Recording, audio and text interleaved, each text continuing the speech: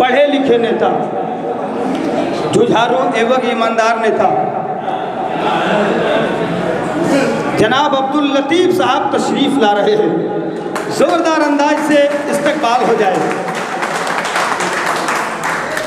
हाज़रीन मजलिस, अस्सलाम वालेकुम, जोहार, नमस्कार।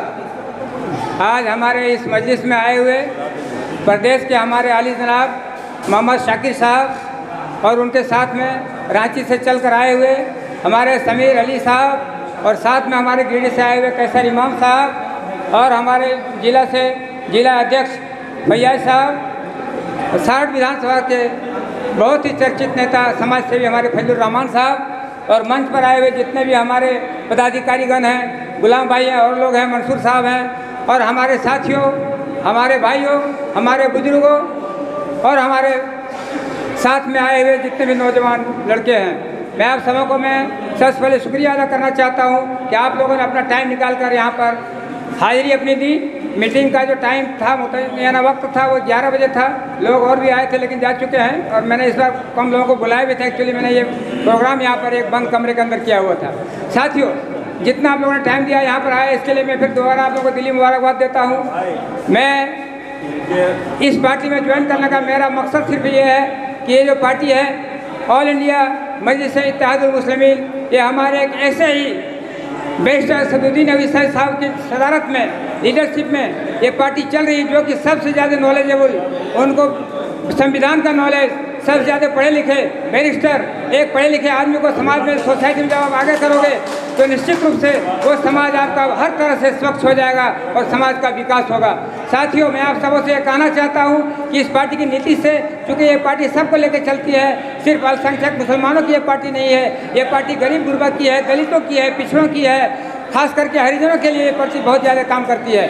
ये पार्टी जो है सभी दबे कुचले समाज को लेकर एक साथ चलने के लिए है।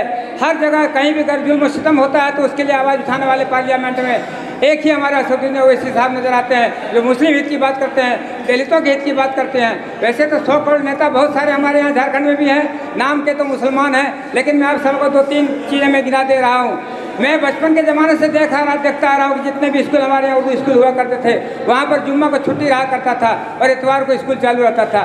लेकिन हमारे सोकल जितने भी मुस्लिम नेता हैं, इन्होंने कैबिनेट में पास करके अपना सिग्नेचर उसमें बजाता साइन किया, कैबिनेट ने इसको पास किया कि नहीं, अब जितने भी उर्दू स्कूल है उर्दू को नाम को, इसको नामो निशान को मिटा दो और इतवार को स्कूल को चालू मत करो, इतवार को बंद करो, जुम्मा को स्कूल चालू कर दो। अब इसमें जितने बच्चे हमारे उनको नमाज पढ़ने, जुम्मा की नमाज के जो मौका मिलता था, उसमें हमारे मास्टर टीचर्स जितने भी मुसलमान हैं उनको दिक्कत हो रही। साथियों, इतना ही नहीं, इन्होंने बोला था कि हमारा जब से 2000 में जब ये झारखंड अलग हुआ उस टाइम बोला था कि यहाँ पर हमारा जो हमको कैडर मिला था मुस्लिम हमारे उस्तादों को बहाली के लिए 3712 का एक भी आज तक बहाली इन्होंने नहीं किया उर्दू टीचर में। वो तो आप छोड़िए, इसके अलावा इन्होंने क्या किया, रांची में तो गोली चलवा के मुदस्सर साहब का तो आपने देखा है, खुलेआम सीने में गोली मारवा दिया इन्होंने। और इतना ही नहीं, जितना भी मॉब लिंचिंग अभी इनके ज़माने में हुआ है, इतना किसी के ज़माने में नहीं हुआ था। इतना तो ज़्यादा तंग हम लोगों को बीजेपी जब रघुवर थे झारखंड में, उस टाइम में नहीं हुआ था। साथियों, हमारा झारखंड राज्य आज इतना धनी है होता पूरे प्रदेश में, जिनका जो आज तक जिनके हाथों में सत्ता गई है, चाहे वो बीजेपी हो, चाहे वो जेएमएम हो या गठबंधन की सरकार हो, इन लोगों ने सिर्फ इसको लूटने खसोटने का काम किया है, अपना बनाया है। यहाँ पर खनिज संपदा हमारा 40% है, कोल माइन से, अबरक माइन से क्या यहाँ पर नहीं मिलता है, कोयला से लेकर के यहाँ पर सोना हमारे यहाँ है। लेकिन आज भी हमारा स्टेट सबसे पिछड़ा हुआ है। जो स्टेट सबसे ज़्यादा नंबर 1 में होना चाहिए तो आज स्टेट पिछड़ा है 24 साल के अंदर। आप सबों को ये आग्रह में करना चाहूँगा, गुजारिश करना चाहूँगा कि ऐसे ही पार्टी को आपको आगे बढ़ाना होगा जो आपके हित की बात सोचेगा, समाज की बात को सोचेगा, जो सिर्फ अपने लिए समाज में नहीं खड़ा होना चाहेगा। साथियों, मैं आप सबों से कहना चाहूँगा कि आज जिस पार्टी का दामन आपने थामा है, ये पार्टी सिर्फ दुनिया के लिए नहीं है, ये दीन और दुनिया दोनों को आपको कामयाबी की तरफ गामजन करता है। वो रास्ता ओवैसी साहब हम लोग को दिखाते हैं। आपको एक दिन वहीं चल के जाना है, इंसाफ पसंद होना होगा, गरीब गुरबा के लिए आपको आगे आना होगा और सबसे बड़ी चीज़ आपको निडरता के साथ निर्भीक रूप में रहते हुए सिर्फ अल्लाह ताला से डरना है और किसी से नहीं डरना है।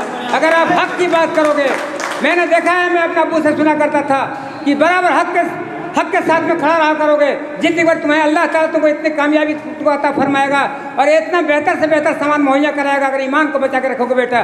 तो मैं आज उनकी जो है बातों को अपने समाप्त कर लिया हूँ।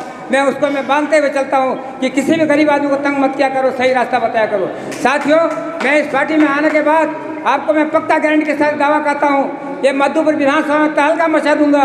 एक एक गली घर, एक एक घर में जाके डोर टू डोर में लोगों से मिलूंगा।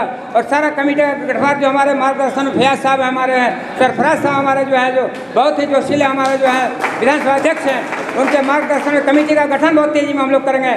और मैं शाकिर साहब को ये पक्का इत्मीनान करके यहाँ से मुतमईन करके भेजना चाहूँगा कि मधुपुर विधानसभा में जब हमको आप कमान थमाओगे आपने, तो मैं इसको पक्का आपको इंशाल्लाह यहाँ मधुपुर से कामयाबी आपको हम दे करके आपके यहाँ में आऊँगा, कामयाब बन के आऊँगा आपके साथ इंशाल्लाह के साथ इस चीज़ में। यही कहकर मैं बहुत ज़्यादा टाइम नहीं लेता हूँ। दोबारा फिर मैं आज समूह का मैं बहुत बड़ा शुक्रिया अदा करना चाहूँगा कि आप लोगों ने बहुत ज़्यादा टाइम देकर यहाँ पर हम लोगों को सुना। और इसके बाद हमारे प्रदेश से आए हुए प्रदेश अध्यक्ष साहब अपनी बातों को रखेंगे और आप सब उनको बढ़िया से मुतमईन होकर सुने और उनकी बातों पर अमल करने का कोशिश करें। यही कहकर मैं समाप्त करता हूँ। जय हिंद, जय भारत।